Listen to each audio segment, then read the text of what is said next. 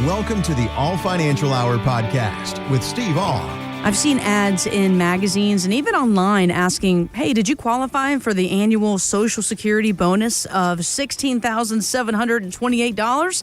And immediately I'm thinking, I'm not sure about this. So I didn't click any deeper. So, Steve, I want to know from you, is this bonus real? Is it fake news? I mean, how can we maximize on the benefits that we're eligible to receive?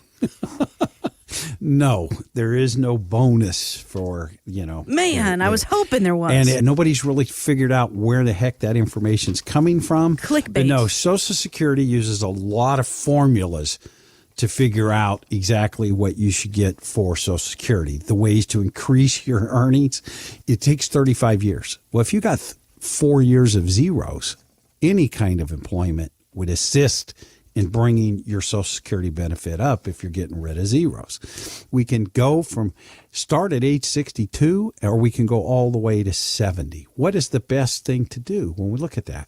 Well, we'll just look at Steve and Sherry for a minute. Steve had a deal that he could take $2,000 at full retirement age. But if he took it at age 62, he'd only get $1,434. Mm-hmm. And if he waits until he's 70 to take it, he get $2,533. Folks, that's a 76% increase on the amount of Social Security you can get. So a lot of people think, I'm just going to turn 62, I'm going to turn on my Social Security. And that might work, but you're going to leave a lot of money on the table. And a lot of people say, well, they might shorten it or they might do this, inflationary pressures. If you've qualified by being 62 when these inflationary things came in, you still get it. And the break-even point is about age 80. If you are going to live past age 80, the delaying of Social Security is probably one of the most important thing, especially for the higher earner within your household. So spousal benefits, because a lot of people look at it and say, okay, what happens when one of the spouses pass away? The amount stays the same. The amount of Social Security is going to pretty well stay the same. If I was the higher earner and I survived, I will keep my benefit. Mm-hmm. If I would pass away, my wife would get to keep her benefit plus enough of mine to cover the amount of what my Social Security was. She doesn't get my benefit. She just gets enough spousal benefit to equal those amounts. So that's when we get into Social Security. It's very important to look at. There are some general rules that we'll follow for different things, but I think optimizing your Social Security is one of the most important thing that you can do, because most people, like I said, don't realize it's a 76% increase. It goes up by about 8% almost every year that you delay taking your Social Security. So if you're asking that question, should I take my Social Security? When should I take my Social Security? Am I getting the optimization that I'm looking for? Give us a call now. Ask for that optimization report.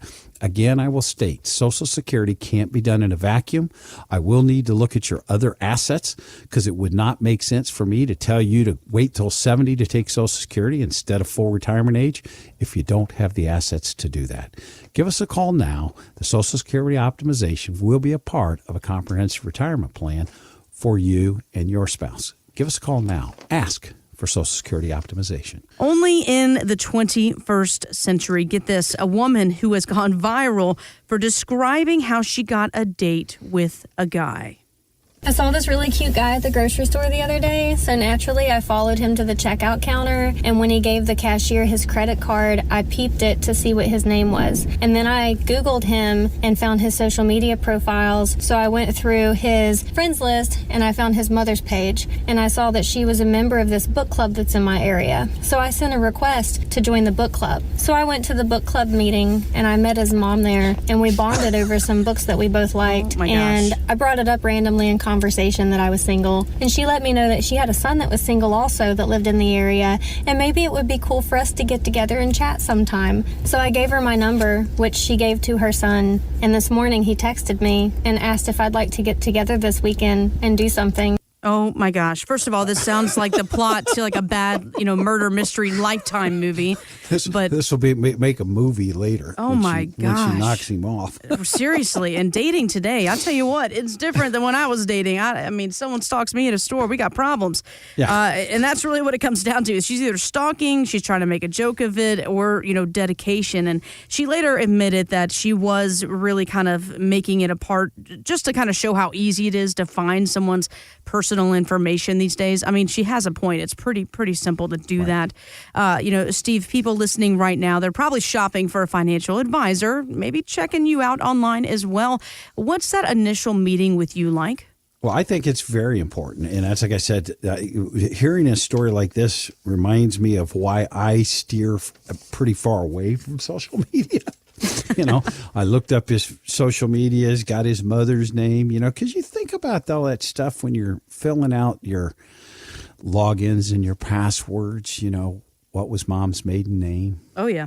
If we actually looked at it and somebody came to your front door and asked you all the questions that get asked to you on your Facebook profile, would you give it to them? Probably not. You get good point. But we walk right in and we give all that information to the Facebooks of the world, and there's so many of them out there. I don't know what they all are.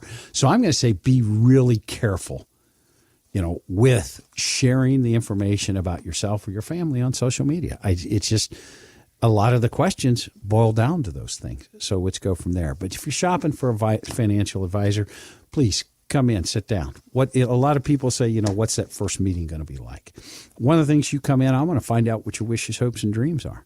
What's retirement look like for you? Because I can guarantee it, everybody out there listening, everybody's got a different picture of what their retirement's going to be. And it's amazing when I actually bring a couple in and I say, what does retirement look like for you? And I get two different pictures. Because a lot of people have not sat down and talked about what does retirement look like for you? Because I look at it when you're doing it, you're saving money for someday. The day you retire is going to be someday. So we're going to look at those things, find out what your wishes, hopes, and dreams are. Then we're going to look and we're going to gather the information.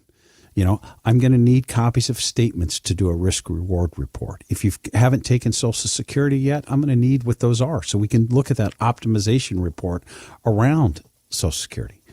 We're going to ask about your current incomes. Do you have a pension? Do we have pensions, Social Security, railroad? How is our income going to come in? And then we're going to look at the Social Security. We're also going to ask about estate and legacy planning, because we believe those are a part of the planning process. And then we'll look at that risk reward.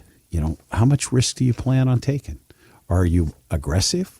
Are you conservative? How do we make a plan that it fits your deals? Because everybody's going to be custom.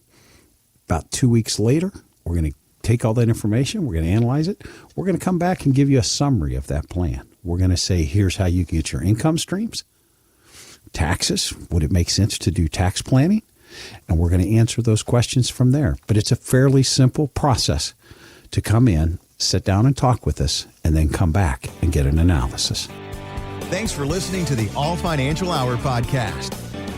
Insurance products are offered through the insurance business All Insurance Group, LLC, AIG. All Financial Group, LLC is an investment advisory practice that offers products and services through Impact Partnership Wealth, LLC, IPW, a registered investment advisor. IPW does not offer insurance products. The insurance products offered by All Insurance Group, LLC, AIG are not subject to investment advisor requirements. IPW and All Insurance Group, LLC, AIG are not affiliated companies. Investing involves risk, including the potential loss of principal. Any references to protection, safety, or lifetime income generally refer to fixed insurance products, never securities or investments. Insurance guarantees are backed by the financial strength and claims-paying abilities of the issuing carrier. This radio show is intended for informational purposes only. It is not intended to be used as the sole basis for financial decisions, nor should it be construed as advice designed to meet the particular needs of an individual's situation. All Financial Group, LLC is not permitted to offer, and no statement made during this show shall constitute tax or legal advice. Our firm is not affiliated with or endorsed by the U.S. government or any governmental